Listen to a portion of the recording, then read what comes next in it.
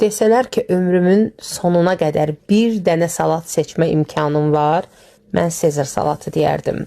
Sarı köklü, duzlu, istiyotlu yağda toyuğun filesini o yüz bu yüz qəşəng qızardıram. Çox dadlı olur belə. Çeri pomidorlarını 2 hissəyə bölürəm.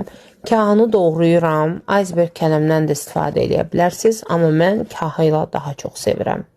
Bu dəfə qat-qat Sezar salatı hazırlayıram. Sezar sozundan istifadə elədim. Əslində hər zaman evdə özüm soz hazırlayıram. Bu dəfə amma hazır sozlardan istifadə elədim. Daha sonra çörkadan nazik gözündən keçirdiyim Holland pendiri əlavə edirəm. Mən suxarı yerinə, evdə yəni o hazır pişmiş suxarı yerinə paket şəklində alınma suxardan istifadə edirəm. Son bəlkə bir 2 ildir ki, bu cür edirəm. Çox dadlı olur, çox dadlı.